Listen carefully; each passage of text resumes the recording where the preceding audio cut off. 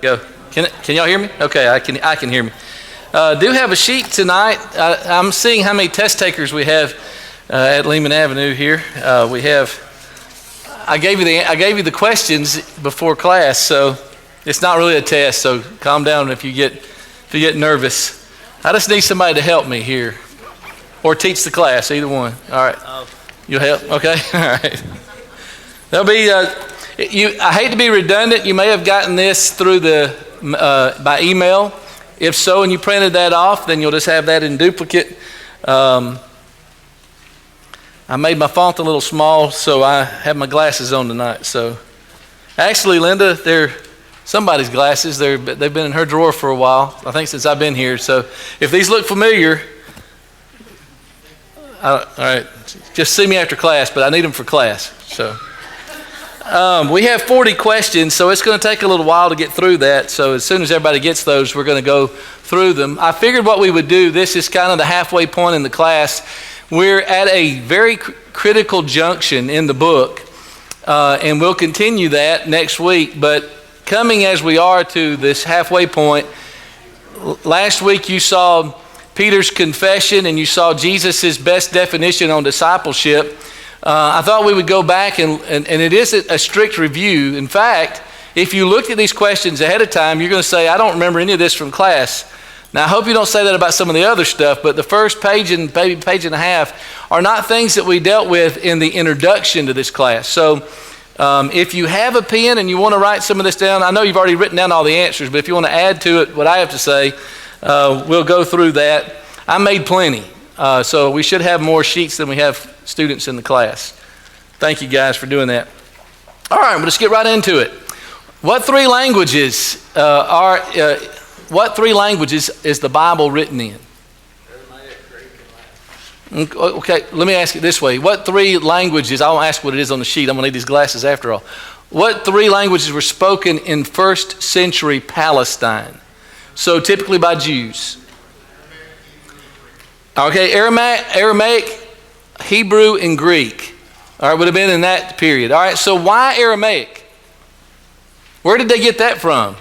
You think about the Arameans in the Old Testament. Who spoke? Okay, so the Hasmonean and the Idumean dynasties would have carried it forward, but it would have been a language that they would have picked up from their time in Babylonian captivity. All right, so this is the language of the Babylonians, and they would have brought that back. It would have been, so you think about Ezra and Nehemiah's reforms in the Old Testament, where you have all the scribes and the Levites teaching the people the word of the law. Some of them would have only known Aramean. If you live somewhere 70 years, three and a half generations, you're pretty much by that point going to have picked up the language, right?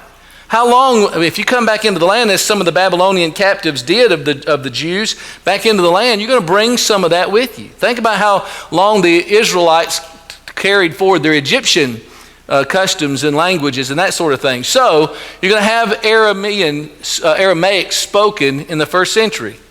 So what relevance does that have to us? Do you see any Aramaic spoken in the Gospel of Matthew? You ever have somebody when they're directing our minds in the Lord's Supper, quoting maybe what Jesus said and being forsaken on the cross? What did he say? I mean, you hear it said 15 different ways because we don't speak Aramaic, but here's the way I would say it. Eloi, Eloi, lama sabachthani. You ever heard that? You ever wondered what language that was? It's Aramaic. Okay, so we see it being spoken. Jesus would have spoken it. Now, what was said by the people who are by the cross? They're there for the Passover feast. Yeah, is he calling for Elijah? So there are a lot of folks who maybe didn't recognize that. What would have been the street language? And why? Greek. Why Greek? Jews aren't, what is the Jews' native tongue? Hebrew. But all the folks would have spoken Greek. Well, why would that be? Trade would be partially responsible for it. What else? Well, now, what did Romans? Romans picked it up, but the Romans spoke Greek for the same reason that the Jews in Palestine spoke Greek. Alexander had this culturalization, this Hellenization program that as he conquered the world so quickly, you found the Romans appreciated so much about Greek culture and the Greek language. So when Galatians 4 and verse 4 says, in the fullness of time, God sent forth his son, made of a woman made under the law to redeem those who are under the law. You pick up that idea, you think about that. The idea is that there were conditions made right. Greek was the language that spread throughout the known world that helped facilitated the growth of the gospel. So your average person, your ordinary person, your fisherman on the water in first century Palestine would have been Hellenized. No, they loved, the Jews were very faithful to their language, to their customs and to their history. But as Dwight said, to do commerce, even the Romans used the Greek language. All right, so what about Hebrew? In your mind, did you think that all the Jews were going around speaking Hebrew in the first century? They weren't. That was the sophisticated language. That was your professionals. So your scribes, your Pharisees could have opened up their Hebrew text, and and the Hebrew says, they would have done that kind of a thing. We sometimes see that. They would have been, it was the intellectual language. Your Sadducees would have known that, okay? But your average Jew in the first century wasn't speaking that. Yes, sir? I was curious, it just kind of hit me, until the 1960s or whatever, in the Catholic Church, it was all Latin. Mm-hmm. During this time, was all the synagogues, do you remember where they were? They used, did the rabbis all use Hebrew? So, or the different synagogues in different parts of Africa use their language? So in most of your synagogues, in common service, it was going to be done in Greek, so people could understand it. You'd have a guest rabbi would come in and he would teach. Now, when the guys from Jerusalem, you remember in Matthew 15, Jesus, you're offending the big shots from Jerusalem. They'd have been guys who could have come in and they could have spoken and they could have said, oh, you don't know what you're talking about because the Hebrew says, this. But your average person in your synagogues, they're just the people from the villages coming in. It was very practical. It was their way to be able to have the law read to them. Now, in fact, Jesus often quotes from the Septuagint. Now, have you ever heard that? Anybody know what the Septuagint is? Yeah, it's the Greek version. So you had the Hebrew Old Testament Bible was translated into Greek. Very practical thing to do. And by the way, it had some fatal error in it. It was a modern translation. And Jesus and the apostles quoted from it. Why? It's what the common person would have known and understood. Okay? They didn't teach fatal error from it. Don't mishear me. But they were using that common version that was available to everybody. Okay. That was just background. You're thinking, Neal, if that was how much time you took on one question, we got 39 more. So we'll walk through. Not all of them will take that much time. I was just curious and what you knew about that. What was a Talmud? And why was it important?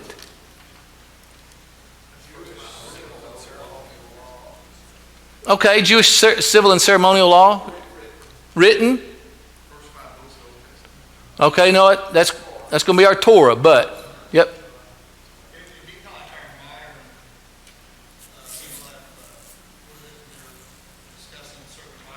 Yep. There you go. I was going to see if you could figure it out yourself. Yep. It was the Old Testament commentary. All right. It was considered to be authoritative, which was where it got into some trouble. When you have people's commentary on Old Testament passages carrying more weight than the Old Testament itself. Just a general rule of thumb, as you study the Bible, especially as you teach a class, may I encourage you that commentaries have their place, but I'd like to say that they have last place. Where's first place? The Bible. Study the Bible. Now, there are some language tools that can come in handy, like a lexicon that can tell you what words mean, or a concordance that can help you to understand, or a Vines that can help you, if you don't read in the original language, a Vines takes those Greek words, puts them in English for you, and tells you what they mean. Even by our brethren, the last thing, after you've done all your study, and maybe you just want to verify some things, go back to that. It's not the first place to start. You're trusting some man to tell you what a Bible verse says instead of going to that verse yourself and studying it. And that's what got the Jews in trouble. That's the reason I mentioned that. All right, number 3. What was involved in the training of Jewish boys and of Jewish girls? How did that differ? This is all important. It serves as the background to what's going on in the book of Matthew. I'm trying to take you into the first century world as to what the conditions were when Jesus is doing his public ministry. What do we know about Jewish boys? And I know I probably should have sent this out on Monday and not on Wednesday. You'd have gotten much more research done. Say it again. Okay.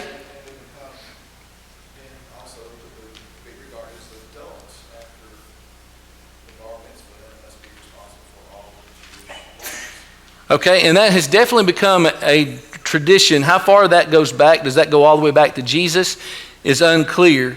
But it has become a staple of Jewish life. But what Chuck is pointing out for us is there are some definite markers along the way.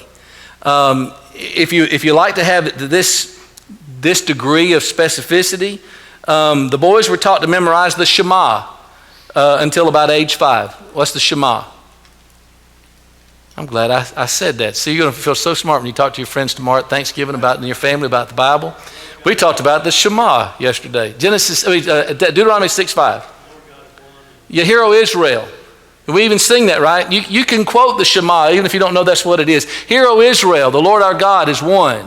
The God is one. The Lord, and you shall love the Lord your God with all your heart, all your mind, all your soul, and all your strength. So that's what they would be teaching the little boys till they were 5. And then between the ages of 5 and 10, they began to read from the Old Testament, focusing on, as Bobby mentioned, the Torah, the Pentateuch. And they were expected to know it pretty well by the age of 10. And then at the age of 13, for most of Jewish history since Christ, he would have his bar mitzvah, which means the son of the commandment. And then at that point in time, he would become part of the Jewish community and he would be amenable to the law. In other words, he could be judged by the law at that age. And then at the age of about 15, he would be studying the Talmud, or the highbrows call it the Talmud, but I'm not, so I don't know enough Hebrew to say it that way. So it's the Talmud in my book. So at the age of 15, they would study that, know what the rabbis and others said about the Old Testament. They'd marry at the age of 18, and by 20, they would be an active tradesman or businessman. So you'd be expected to be in your job, whatever it was, by the age of 20. All right, so now let's contrast that with life for a Jewish girl in the first century. How did it differ? I don't know. I'm waiting for you to give me answers. This is not anything we've taught in the book of Matthew, and so I don't know unless you happen to know it. It was different. She was taught domestic duties.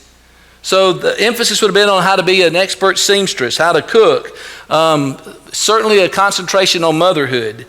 To learn a trade was unusual. I say unusual. Was it altogether forbidden for a first century woman? How do we know that biblically? Lydia. Now she's a seamstress. Tabitha and Dorcas, she would have been as well. Do you know of a businesswoman in the first century who was a Jew? She was in the same line of work as her husband and as Paul. Priscilla. She was a tent maker. She was a rich person. They did that business together. How did she learn? Do you think that Aquila taught her? Could have. But it wasn't altogether uncommon for a Jewish girl. No, it was altogether uncommon, but it wasn't impossible for her to learn a trade. On the whole, though, it's just as you might imagine. Jewish girls would be married as young as 11. Why? Because now you got to think. Take yourself out of 21st century Western culture and take yourself back to first century Hebrew Near Eastern culture. What is valued and taught in the community at that time is the primacy of motherhood. And you think, what's life expectancy today? Anybody know off the top of your head in America? Okay, last one I saw was 78, so around 80. And we all know, maybe we have some in the audience who became mothers in their 40s. It's not unheard of from being in their 50s. But it was considered dangerous for a woman to get pregnant in her 20s and 30s, both with medical care available and life expectancy. And so the childbearing years were very precious, and so she's going to get married and start having children as quickly as she can. Honor and place in society are all tied to that in the culture of Jesus' day. So Mary, how old was Mary when she married Joseph? We don't know, but If you imagine her as a well-established woman in her late 20s, you've probably got it way off. Okay? She's probably a teenager, maybe a young teenager. All right? And Joseph may have been much older. Number 4, what was the general attitude toward the elderly in first century Jewish society? Highly respected. That's what makes it so interesting that Jesus would expose their hypocrisy in Matthew 15, that Corban thing that they did.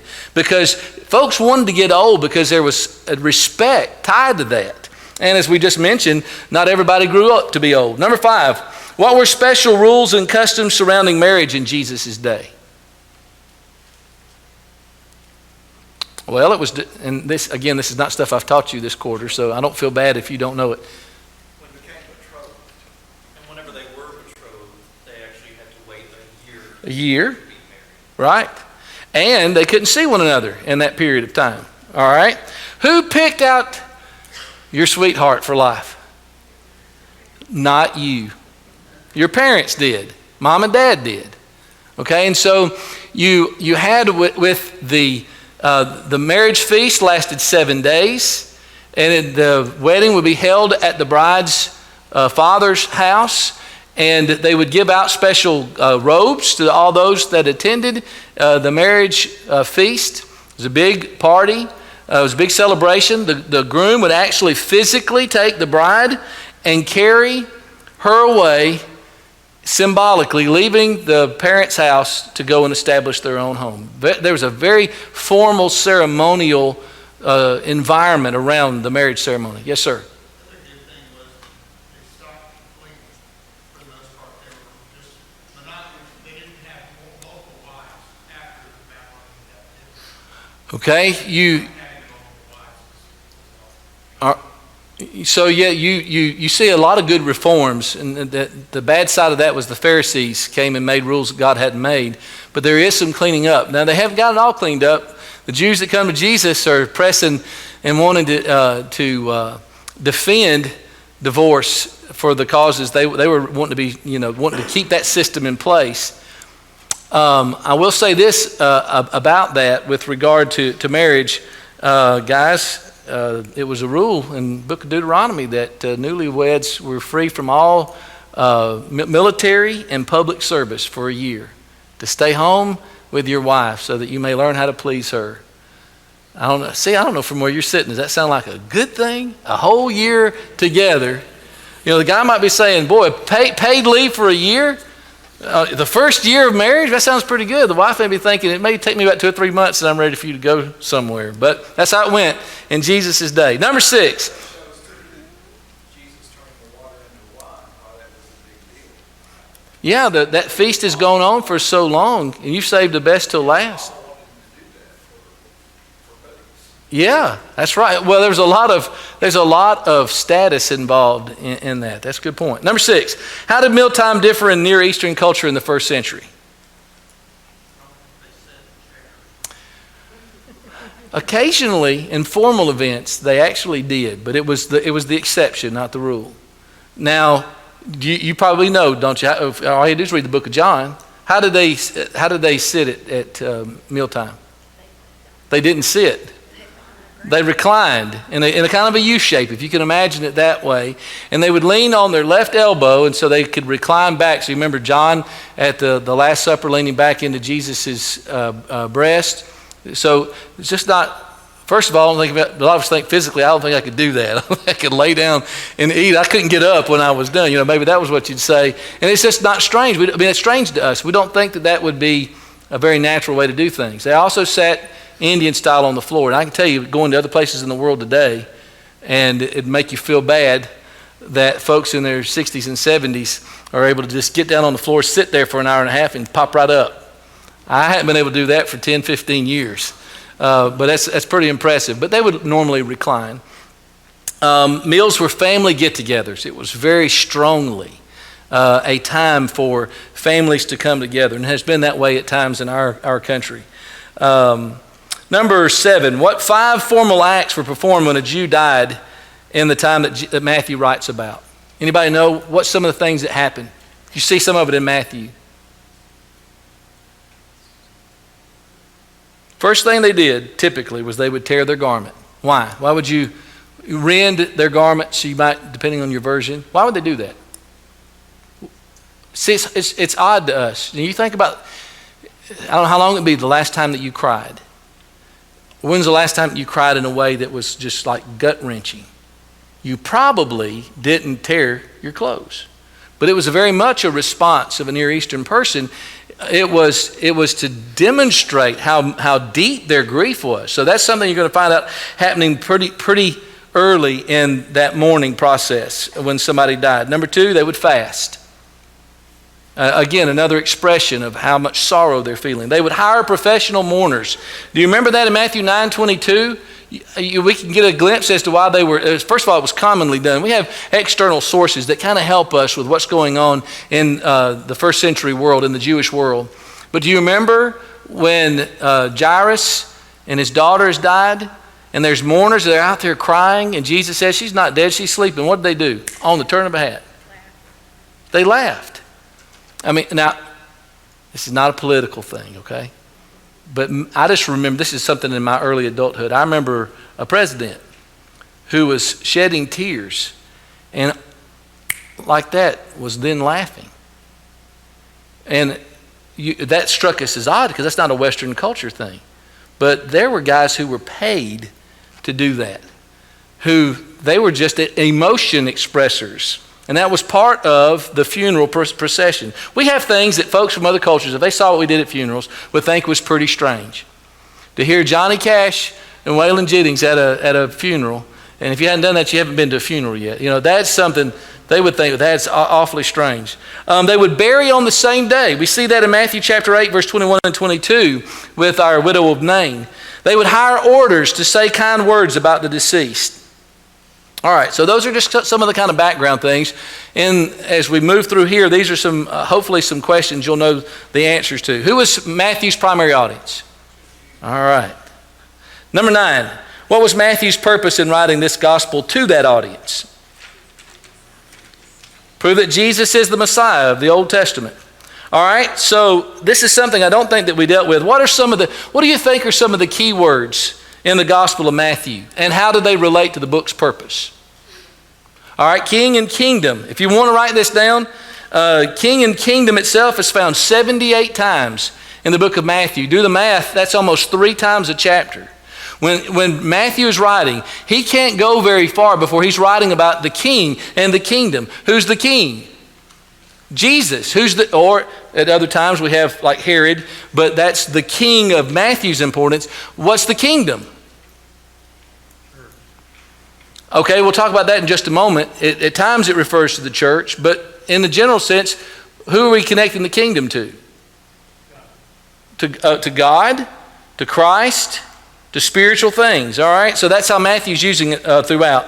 All right, what other key words do you think are in the book of Matthew? Okay, I don't have it as a key word, but it's a key concept, so hold on to that fulfilled. Let me give you just a short list. Kingdom of heaven, 32 times. We'll talk more about that in a moment. Heaven is found 89 times. Why would Matthew talk so much about heaven?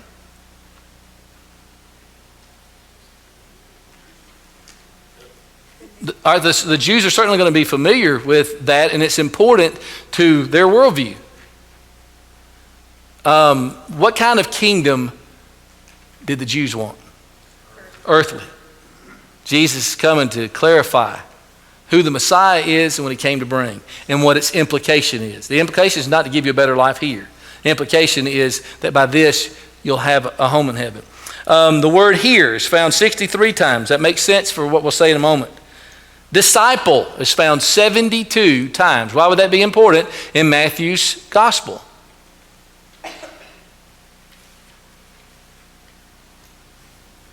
What is a disciple? It's a follower. Who are they following? Or who do they need to follow? Jesus. Think about Matthew's purpose is to convince the Jew, and then secondarily us, that Jesus is the Messiah. And so there are so many proofs that Matthew's going to lay out there for us, and the end result of that is to create disciples, followers of Jesus. What does that look like? Well, the book of Matthew it's one of his emphasis in the gospel. How about the word make or do? 86. Why would that be a key word in Matthew? What's something that we find Jesus, that's a part of Jesus' ministry? Healing. That's an activity. Remember we said that Jesus showed compassion? I think this was 2 weeks ago. Compassion was always followed by what? Somebody said it? Deeds, actions. Right? Because it does us no good. And James and John both in their epistles say, if you see somebody who's in need of daily food and you say to them, depart in peace, go be warmed and filled, and yet you do not give them the things that are necessary for their body, what does it profit you? Right? John says in 1 John 3 and verse 17, my children, let's not love in word and in tongue, but in deed and in truth. Well, if you're following Jesus, that's what he does. He's a maker. He's a doer. He makes things happen. Father, 63 times. Coming, 114 times. And Son, 89 times. All right. Okay. Number 11. What are some major ways that Matthew sets about to accomplish his purpose about who Jesus is? All right, so if you want to make a list, miracles, the genealogies. All right, so let's miracles, why? Why is that a way that Matthew uses to accomplish his purpose, that Jesus is the Messiah? All right, so the Messiah is going to be God. He's going to be able to do what only God can do. So miracles are going to prove that. Genealogies, why? Got to show the bloodline. All right, who are we looking for? David, and who else? Abraham. All right, what else? What else does Matthew do to show that Jesus is the Messiah? All right, prophecy is huge. You will find a lot of Old Testament quotations in the book of Matthew that would matter to a Jew because here's what it says, and then here's how it's fulfilled. And we'll talk about dual fulfillment prophecies in just a moment. But it's a key element of proving the point. And the point is, Jesus is the Messiah. So the scriptures have got to be fulfilled. And there's where that fulfillment idea comes in. How else? All right, so you took some good notes. All right, the sinless nature of Christ. He had to be one who was not guilty of sin, to be our sacrifice, to be the Messiah. Now, they don't have the idea of the suffering Messiah. They're going to need that to be taught to them. But they know that he has to be sinless. If he's God, he is sinless. All right, so that's why Matthew 4, 1 through 10. Jesus' temptations. He was successful in those. All right, what else? What are other proofs? We hadn't hit one of the obvious ones. Maybe we've already said it so much we hadn't thought about it. He had to be a master teacher. He had, and what kind of teacher do we find him to be? There's not a question he can't answer. There's not a debate that he won't win. There's not a resistance that he can't overcome. What do they say when Jesus is done teaching? Never heard anybody speak with that kind of authority. Matthew chapter 7 and verse 29. Many followers. If this is the Messiah, there are going to be a lot of people following Jesus. Are there a lot of people following Jesus? Now, the closer he gets to the cross, the smaller the crowd gets. After Matthew 16, you're going to see a change. But as they're building the momentum of this being the Messiah, you've got this huge crowd of people who are following Jesus. They would expect that the Messiah would have followers. Dreams. Their dream sequences, especially early in the book of Matthew. A Jew is going to say, yes, that's what this is. Signs, evidences, like the Magi seeing the star. That's a sign, and the Jews are going to see that maybe a little differently than you do.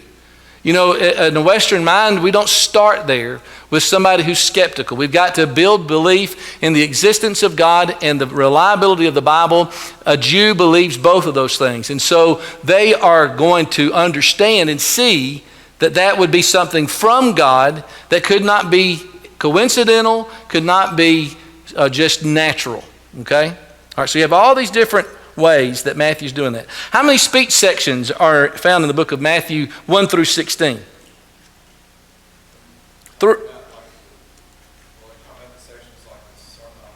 That would be the first speech section, yep.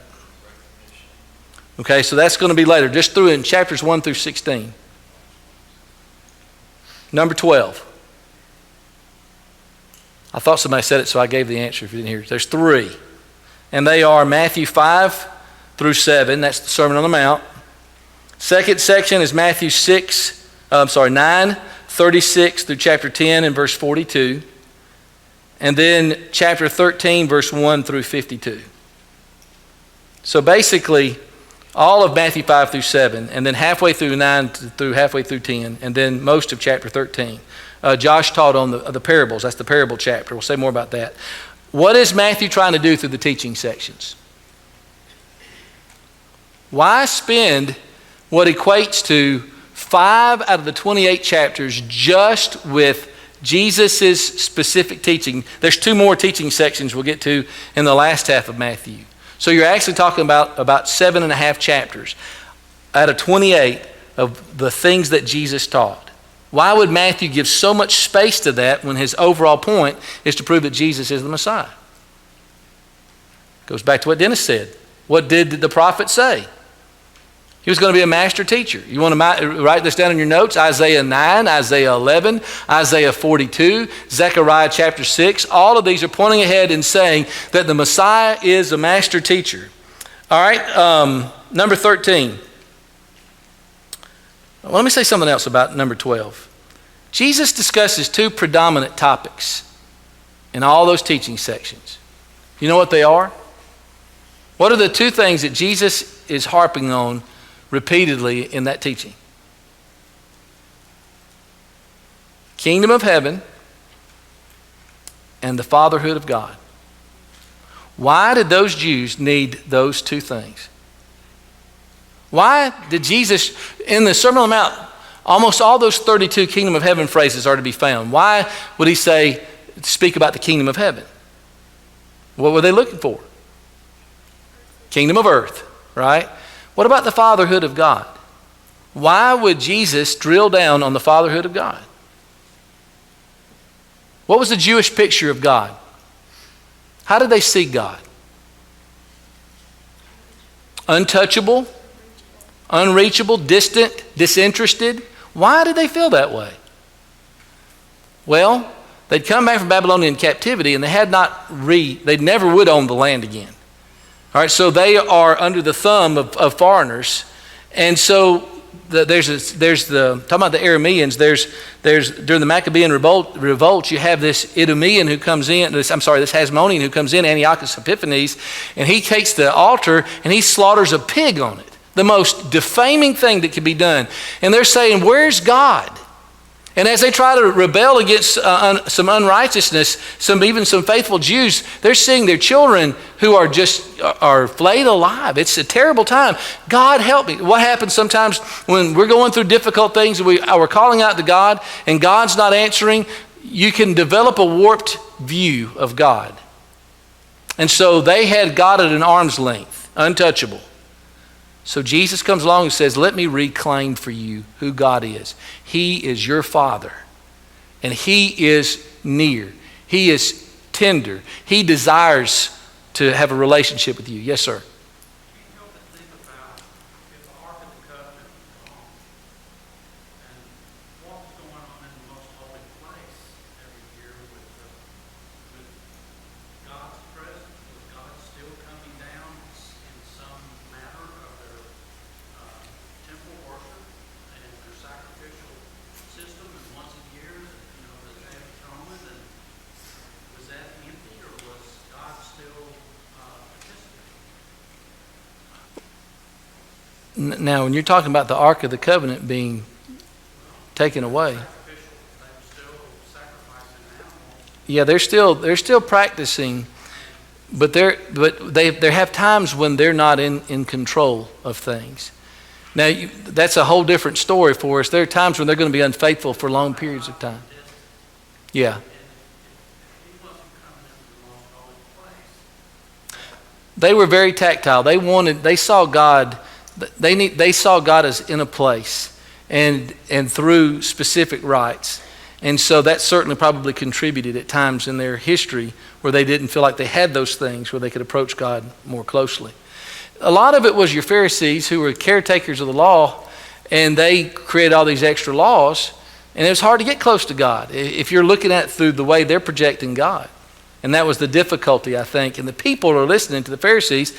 If somebody comes along and they say, I know the Bible very well, let me prove it to you, and then they set themselves up in this place of authority, a lot of average people are just good people who just think, hey, they got to know what they're talking about. Jesus comes along and says, look, you measure what that teacher's saying by what God's word actually says.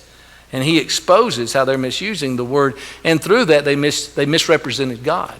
So Jesus is trying to reclaim that. Number 13. What three predominant topics are found in between the speech sections? In other words, what's going on in between those major speech sections in the book of Matthew? Basically three things. Very good. All right. Hey, you know what? Why? I don't even have to say anything to that, except for this. With regard to coming, if you didn't hear that, miracles, which shows the authority of Jesus. Followers, think about following disciples in your keywords, found almost 100 times together. And then coming to Jesus. Now, people came to Jesus, you remember, for different reasons. They came to tempt, they came to get answers, they came for healing, and they came to entrap. You may remember that I asked, the question we need to ask ourselves is, why do I come to Jesus? Do I come for what I can get, or do I come because of who he is? All right, number 14. What are some key observations that we can make from the genealogy of Christ? All right. So to show Jesus Christ as the son of David, that's important to prophecy. That he is a descendant of Abraham. Why is that important? Seed promise. Genesis chapter 12. They've been looking for it since Abraham.